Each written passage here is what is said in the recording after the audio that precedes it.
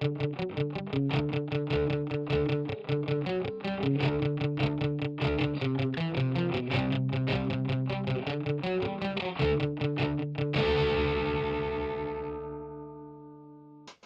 hi, today this is a combination of a review and me learning riffs, so please excuse any mistakes. But today we're looking at the Behringer iAXE 383. Why would I be doing a video about a guitar that's not been made for a long time? Well, I bid for it on eBay and then I looked for it on YouTube, so hopefully this may help anyone else in the same position.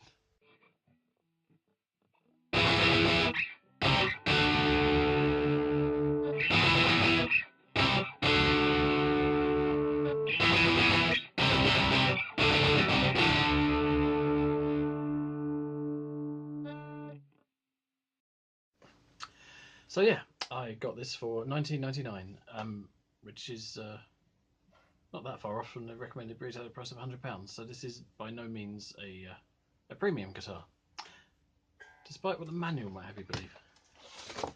So, it says here, you get a top-notch guitar. I think not. Anyway, well, there is some useful information here. It has a 22 fret maple neck, a solid body. Well, that's not that helpful.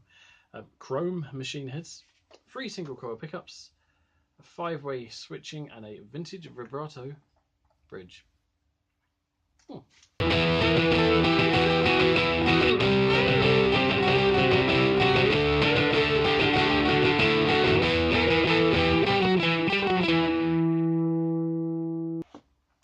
yeah, I've also read that in 2 and 4, much like you might find on some Strats, these are reverse wound, so it should do hum cancelling. But to be honest, I've not had any hum on any single chord pickup on any guitar in this room, so I can't really verify that well.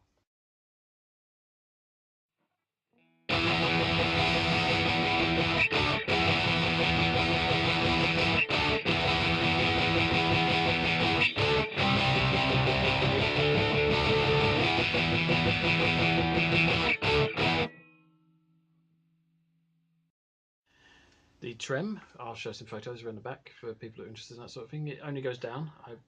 I assume that can be adjusted. I don't know enough about it, but you can dive bomb.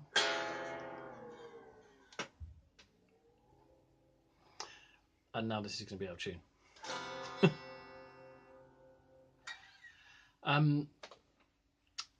But yeah, when I got it for the first time, I was pleasantly surprised. I couldn't really put it down. It was fun to play. Although going back to my older guitars, it does actually feel a lot less quality. I beg your pardon, the action was incredibly high.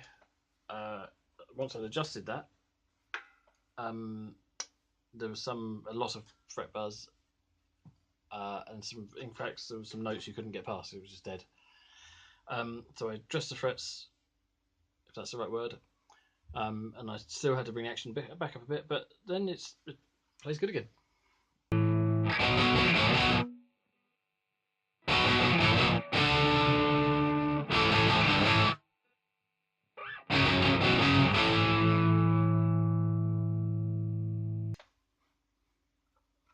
As I've alluded to, the tuners, they seem to be quite good most of the time, but if you dive bomb, then they do go out.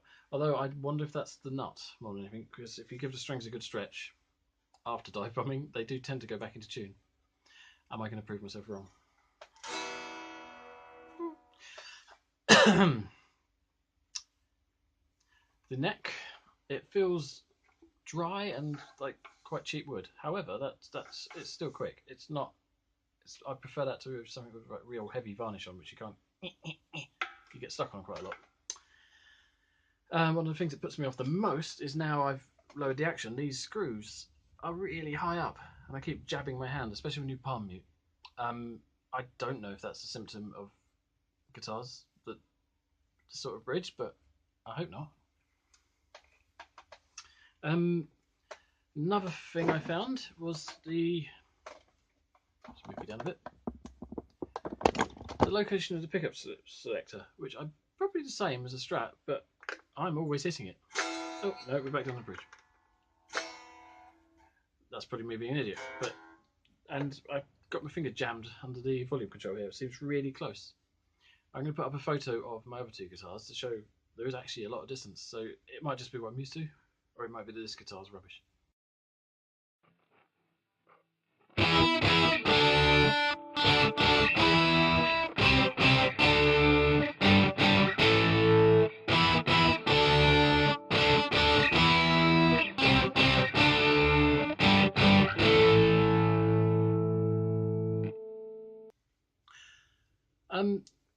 Well, I hope that's given a good overview of this guitar, a simple one at least, and I haven't missed much. I'll put more in the comments if I have.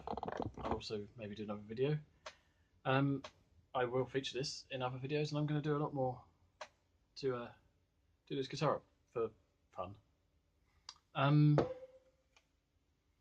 Was it worth £20? Absolutely, yes.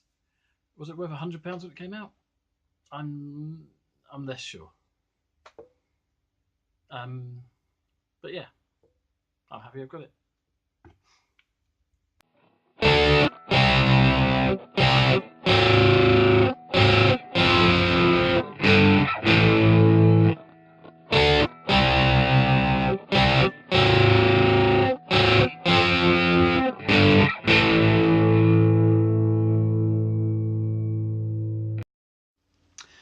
So yeah, throughout this whole thing, I've missed the most important thing about this guitar. It is the iAXE suggesting this stuff here, where you can plug it straight into your computer and use it through, well, anything really. When it was new, it came with the combo amp things from, can't remember who. But it's worked and everything. I've thrown it out. No, that's a lie. I haven't tried it yet. I will, and then I'll post another video. Through my Focusrite 2i2, it's worked with everything, but then you'd expect it to. I'm still talking. Bye!